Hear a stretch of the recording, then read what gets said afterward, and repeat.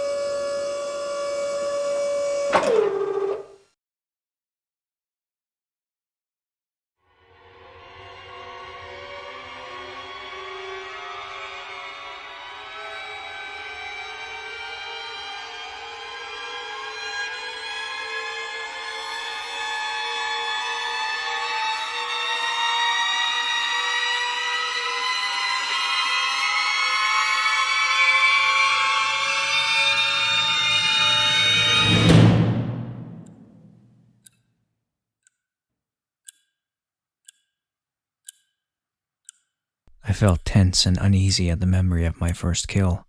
I couldn't stay in bed. I had to move. I had to do something. Anything. Getting up slowly, I parted the lightly blood-stained covers, cursing myself for forgetting to wash my hooves as soon as I got home, and stumbled out of bed. I teetered momentarily and then stabilized as I found my equilibrium. I made it to the washroom and clicked on the faucet. Bringing my face down to the marble countertop, I washed the sweat from my mane and forehead. Momentarily, my world spun as I looked up from the sink and into the mirror. What looked back at me was some pony I never really got to know. Once upon a time, he was some pony who had wanted to be a potter and given his mother flowers and homemade pottery. Now, I wasn't even sure who he was. You bastard. I attempted to stare down the other Pegasus in the mirror. I lost and resigned to simply gazing hatefully at him. You've made me do this. It's not me. I wouldn't have committed these atrocities. You're not me. You're just who I became. It was a necessity. It was. The Pegasus in the mirror did not respond to my accusations, choosing instead to smile mockingly. His eyes, they were pink like rainbow dashes. No! I screamed, reeling up and shattering the mirror with my forehooves. Shards of glass flew by me in a flurry, leaving thin graze marks and cuts all across my flank. It's not. I caught myself in the middle of talking to the wall. Ugh! What am I doing? I have to get a hold of myself. This is stupid. I'm not going insane. I'm not. Yanking out a few large glass shards embedded in my hoof, I walked back up to the sink. Taking a breath, I looked at the smoothed chrome frame, the only thing that remained of the mirror. It was freshly speckled with my very own blood. I never liked that mirror anyway. A thought struck me. 7 years bad luck. There, amongst the red and reflecting back to me on the metallic surface, was that Pegasi again. I would never escape him because he was me. He wasn't some pony I could stop being. Not someday. Not ever. I slumped down in defeat and rested my chin on the cool surface of the sink.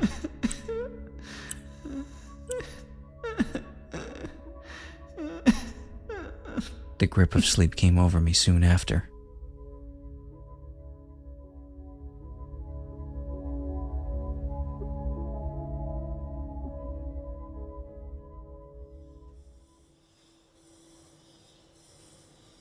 A mere day after my brutal murder of the filly Pegasus, and to the other captives' great surprise, I was back under that domed roof again.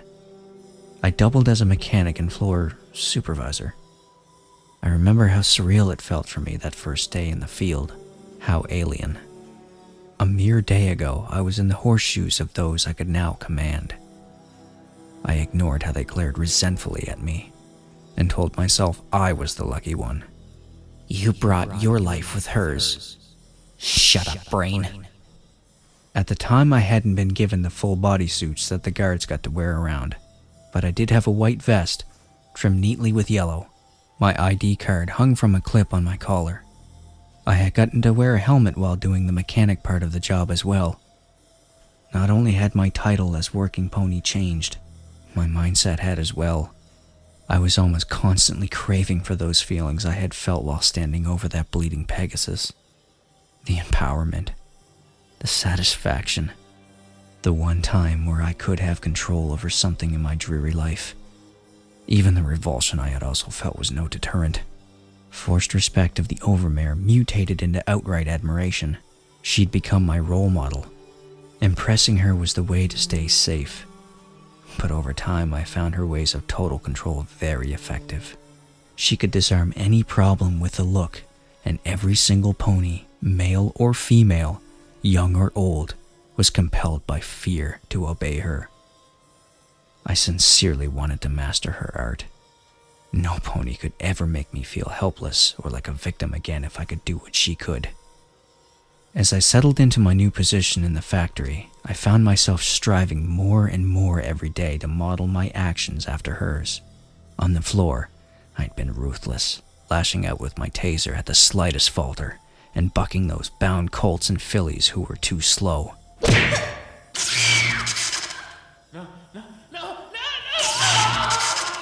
To my sickening satisfaction, I quickly gained the reputation for being the supervisor to keep away from. This was success to me, a ruined concept of reality. I liked being feared. As long as I was feared, I was in control. And I craved control more than anything else. The next catalyst of change for me in the factory came in the form of an unexpected rebellion. A fresh load of flunkouts had arrived to be slaughtered, and I was up in the workstation tuning the control panel for the massive, meat-grinding Pegasus device. The new load was like the last, and every other before it. Nervous, afraid, and insecure, I was far beyond sympathy, but I did have a strong concept of what was going through their minds. As Rainbow Dash, along with her representatives, arrived at the podium in preparation for the speech, I had stopped what I was doing to watch the show. Out of every other time that group had walked up to the podium, I remembered the details of this particular occasion the most. Firstly, one of the representatives had stepped up to base. By now, you have all clearly determined that you are not going into exile. There is no deportation. There never was. You are in the factory. You will never leave the factory. And while you may be called useless, that is also not entirely true. You are worthless to the flock as a pony, but you still have purpose. Purpose to all the ponies in this land, far and wide. You get to help us make rainbows. Beautiful, magical rainbows. Doesn't that excite you? As expected, it hadn't. In response to their action, I grinned briefly. My attention was drawn back to the crowd as one cotton candy pink Pegasus stepped to the front of the crowd. There was always one or two that stood up to the authority. They were usually the first to go. If only that pink filly had realized she was sealing her fate. Raising her head in a look of defiance, she shouted at the spokespony. How could you ever get away with this? How could Celestia or even Luna know about this and tolerate it? It's slavery. It's torture. It was a good question. It was a very good question. Had ponies asked this before? Had I? I couldn't remember. Leaning in a bit more, I watched as the spokespony stepped down and Rainbow Dash stepped forward. After looking over the audience, she spoke up and explained in that rough, authoritative voice of hers. 1,000 years ago, when Celestia banished Luna from Equestria and sent her to the moon, she was charged with 3 tasks. She originally was in charge of raising the sun and showering the land with rainbows. But with the moon being an additional task, she had to hand down the responsibility of rainbows. Celestia entrusted the Pegasi of Cloudsdale to make the rainbows for her from then on. For the first dozen years, we were given powerful unicorns to help create Spectra. Spectra is pure pigment, pure color. Everything is full of spectrum, but you can't just harvest it. You can never separate color from an object. So it was made artificially with magic! For a moment, Rainbow Dash paused to let her words soak in. A defensive veil of silence had fallen over the crowd as each and every pony registered the information. Then the Overmare continued. That is until our top engineers made a breakthrough. They discovered an ingenious way to extract pigment. It was so beautiful! Even a simple machine could do it. But it couldn't be done with just anything. The conditions had to be right. Another pause. I could tell she was becoming excited as she anticipated the reaction following whatever she was about to say. It had to be live ponies. It is only in ponies where magic and spectra ran freely together. That was the trigger, both for the catalyst and the captive pony's sanity. As that wonderfully brutal Cyan Pegasus laughed, gazing down at the panicked crowd that had now pitched into frenzy, a single pained voice cut through the commotion. I thought you loved me! Rainbow Dash's laugh had caught in her throat as she looked about to find the source of the volatile scream. When she finally located the speaker, to my deepest confusion, that invincible mare actually hesitated. Rainbow Dash, my role model. Rainbow Dash, the Overmare. Rainbow Dash, the head of the Rainbow Factory, faltered when she saw whoever had spoken. She never faltered. Not ever. What could possibly be different this time? For a period of time after that, I was too dazed to really register the entirety of what was happening. What I did get, though, was the orange filly who had shouted seemed to know Rainbow Dash personally. It was a bizarre concept, Rainbow Dash having a life outside of the factory. Yet she did. I knew first hoof. Equestria was full of tales of the elements of harmony, the ponies who had rescued the land time and time again, and the Rainbow Mane Pegasus who had done more good for Equestria than any pony since Commander Hurricane. Intellectually, I knew I was some pony different outside of the factory, but it was nearly impossible for me to envision her outside at all. She was so much a part of the Rainbow Factory that it almost felt like the building itself would crumble if she wasn't in it. Did any of the other elements of harmony know about the Rainbow Factory? I hadn't known before I got here. None of these colts or fillies had known, judging by their reactions. Did Rainbow Dash's friend know she was the Overmare? Did she wear a false mask amongst them? Was this the real Rainbow Dash, or was that? Which was the real pony, and which was the mask she wore? What snapped me from my troubling thoughts was the orange filly's retaliation. Soon after the demonstration, that same damn Pegasus, accompanied by what seemed to be a friend, rallied the rest of the flunkouts with a few encouraging words. Seconds later, the crowd erupted into the air, en masse, in a flurry of feathers. This was not unusual. What was different was the way they were coordinated. Usually captive ponies were fermented and panicky, but in just that small amount of time, the orange filly had done the impossible. A reverse of roles had taken place, as the unprepared guards were attacked. They're escaping! Get them! Stop them! Get them back here! Get back here, you little pipsqueaks! Don't let them get away! Go!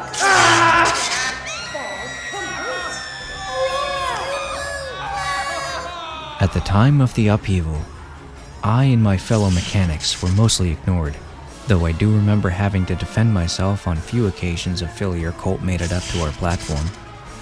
As the uprising got further and further out of hoof, my colleagues fled in fear for their lives. I was about to join them, but then I heard Rainbow Dash screeching out a single command. Kill them all! I saw her take off from the gangplank to fight the turmoil down below. I felt a strong drive to go to my hero's aid. Even though I didn't really have any formal combat training, I was a good enough improviser and had busted enough heads to do damage where it counted.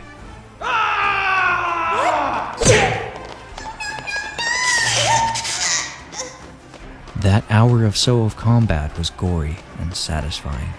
By the end, my white suit had been stained a deep red. I killed many in that brutal battle.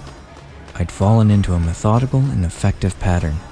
Defend, attack, defend, attack.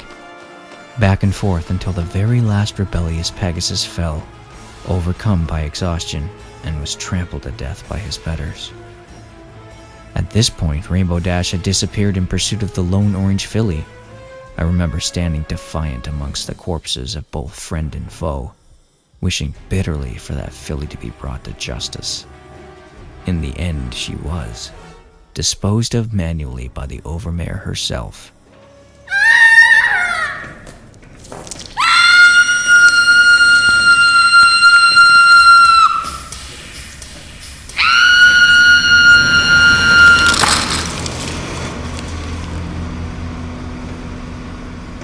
Rainbow Dash stared at the machine as it pumped out vibrant purple and orange spectra. She stared so hard and so long that one of her aides stepped close and might have tapped her on the shoulder if she hadn't spoken. Clear up this mess! Use what you can!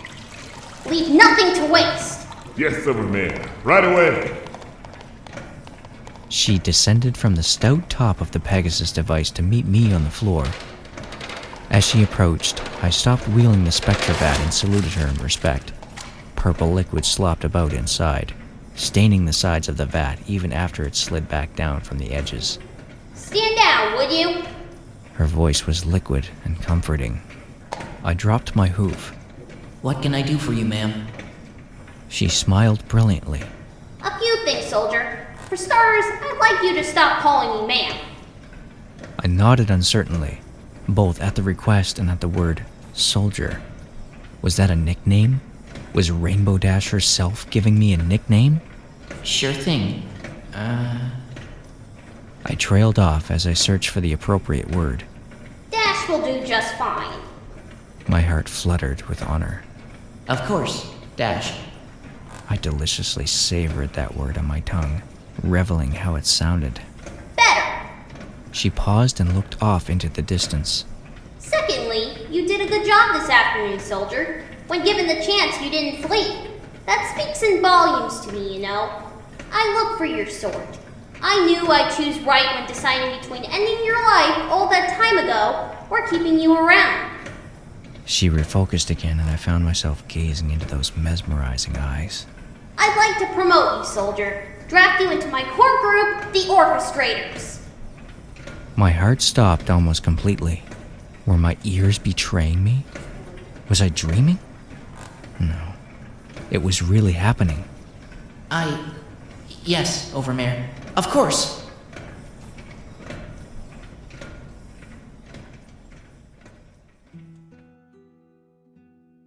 I had nice new private living quarters, and all the time I could have dreamed to spend around Dash.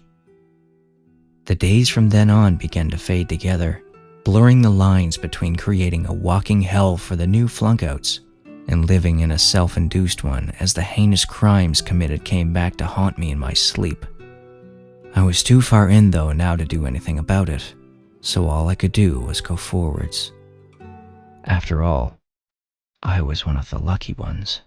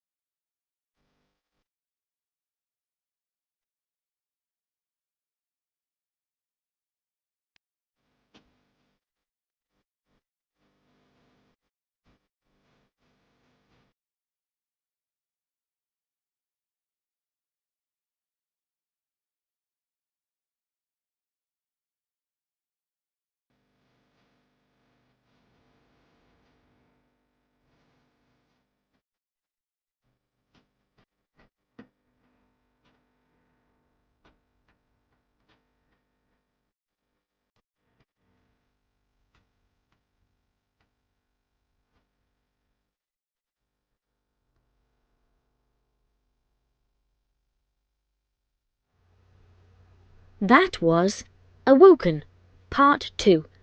It was written by Synergy and Scribbler, and featured the voice acting talents of Finish Line, Reuben Jan, Lachlan O'Neill, Ilya Leonov, Astro Brony, Len Ray, Solar Pony, Gina M, Deft Funk, Reverb Brony, and Quill and Led. Thank you very much to everybody for listening to this rather late upload of Part 2.